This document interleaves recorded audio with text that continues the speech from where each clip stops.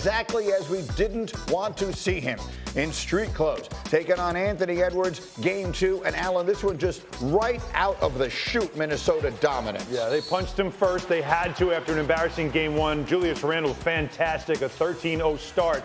And Golden State without Steph Curry was lost offensively. Anthony Edwards, the Jam T-Wolves up 14 points after 1 second quarter. Here's a moment.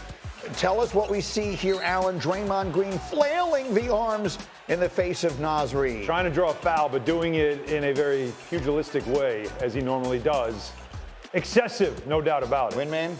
His 5th technical foul, and there's also 2 flagrants in 9 playoff games. And he could have gotten a 2nd technical by yelling at the officials here. He got lucky he was even allowed to stay in the game. 7 is the magic number. 7, he gets a suspension. Again, he is at 5 now. They would get him calmed down. Then another potentially terrible moment. I want you to watch Anthony Edwards. Watch closely as the ankle. This is a bad-looking moment right there. Ow.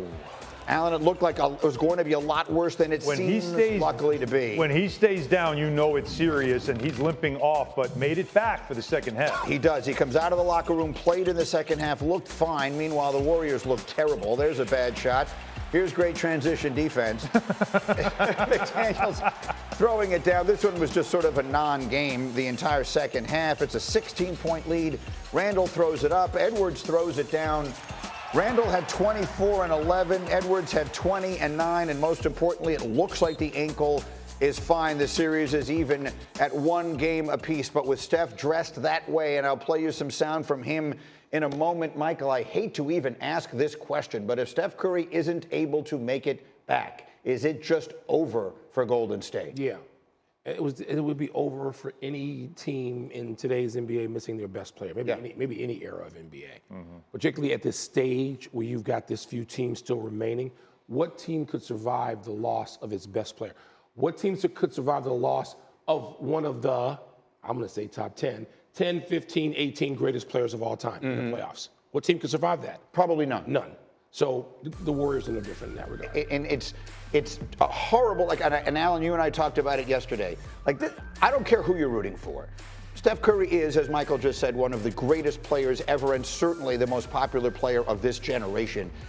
If this is his last best shot, to see him go out this way in street clothes, the basketball gods just cannot do that. I don't think it's his last best shot. I think they've got a good chance to come back next year. But obviously, they were in great position in this series, up 1-0, taking home court, and now he's out. And I don't want to say Steve Kerr was in search mode last night, but he played 14 players in the first half. We've never seen it in the history of the game. They also didn't defend. Now, you know you're going to have your offense go down without Steph Curry, and the numbers are scary. When Steph Curry plays in this postseason, they score 116 points per 100 possessions. Good. When he doesn't play, like last night, goes to 93. Devastating drop. When that happens, you've got to defend. And the Warriors have been really good defensively this year. But in this game, they allowed open three-pointer after open three-pointer after open three-pointer. Let me play the Steph Curry sound, Alan. Which this is Steph, because you're talking about sort of his basketball mortality, and he's feeling it. This is what Steph said yesterday. When you're 27, you feel like, you're obviously in your prime. Like every opportunity I have now, you don't want it to be wasted on an injury. Like I'm thankful it wasn't worse, and I'm very aware of and appreciative that I have even a chance to come back. Injuries are always hard emotionally, just because none of this is guaranteed to be back, in this environment or in the playoff experience, and have an opportunity like that. Boy, did that sound as ominous in his tone as it did to me? No, it didn't. No? I'm great to even have a chance he feels to bad come right back. now. He knows they can win a championship now. Right. And so every player you've ever talked to who has the awareness of Steph Curry and a common sense of Steph Curry knows you're losing one. You're seeing it slip away, and you can't grab it.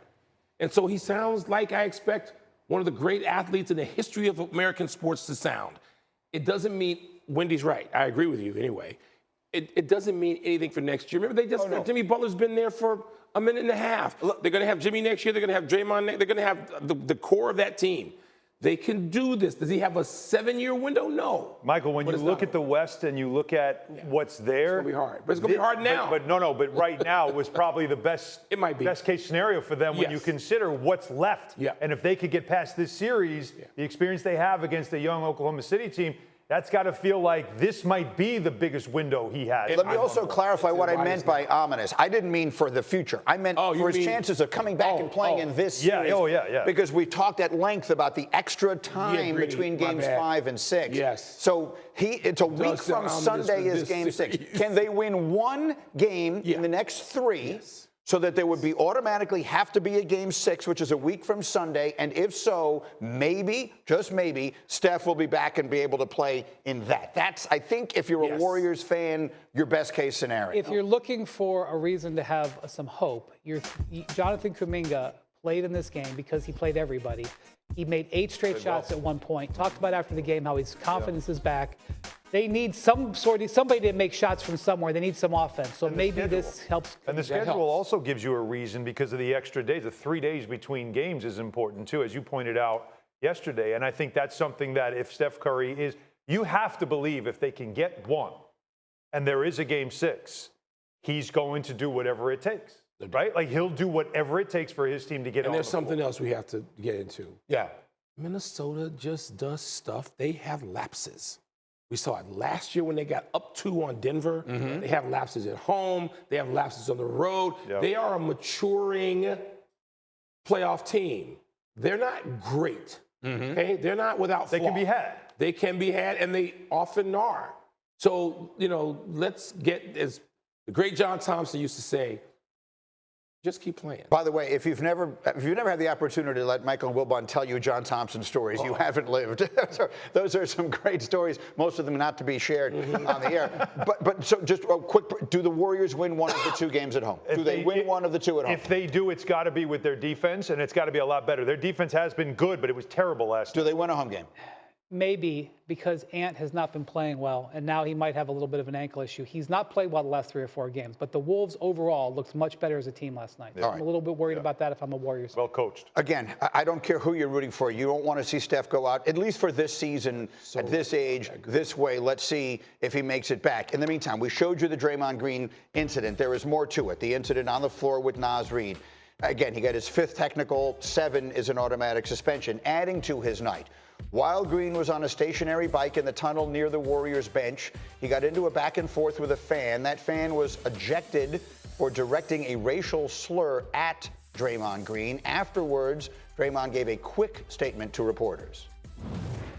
Look like the angry black man. I'm not an angry black man. I'm a very successful, educated black man with a great family. And I'm great at basketball. I'm great at what I do. The agenda to try to keep making me look like an angry black man is crazy. I'm sick of it. It's ridiculous.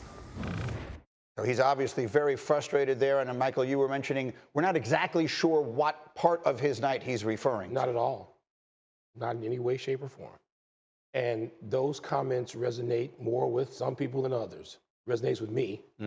Unlike Draymond, I usually wake up an angry black man, most days. Not all of them.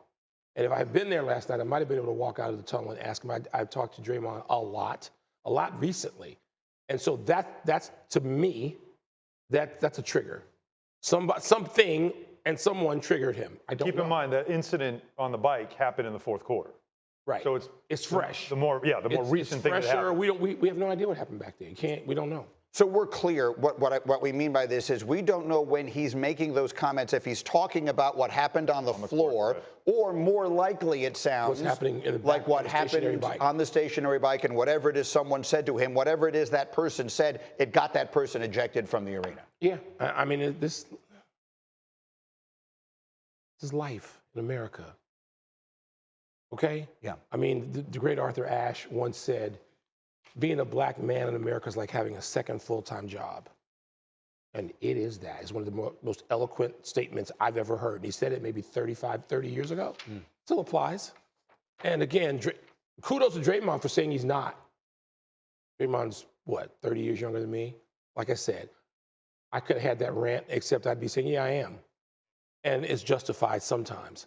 And even if it's not justified, we don't know. We have no idea, none, less than 0, what triggered that. But it can trigger it for anybody, trust me. So it seems more likely that he was referring to the incident in the tunnel again. Than the technical foul, right, or an officiating. He goes back and forth with officials all the time, literally all the time, more than anybody in the league.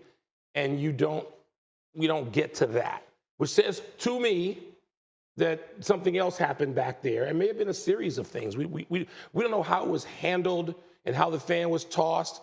Will it all come out? Maybe. It often does, but no idea. You were telling us this morning about the configuration of the arena. Pardon me. You have worked games there. The bike that he's on. It's in a tunnel. It's behind the backboard, and the crowd's right there. In a lot of the arenas, as we've all worked, we've seen it. They always put the stationary bike where players will stay warm, and it's always right next to one of the bleachers. Yeah. And so you can interact, and I've seen players interact. Sometimes it's fun, sometimes not so much. And so in that situation, and you know, the reporting was, and there was a Warriors security personnel. They always have security there with the player, by the way. Always one person's with them. And they did confirm that there was something, you know, racially motivated in the conversation that the fan was having, which is why it led to the immediately ejection. Yeah. What we know for sure is the fan was ejected from the arena. We know that Draymond was frustrated afterwards. Perhaps that he'll clear that up at some point today, or whatever the case may be. He has his own podcast and all that, so perhaps he'll address it further. One way or another, we know that he get the 5th technical, which does put him 2 away from a suspension.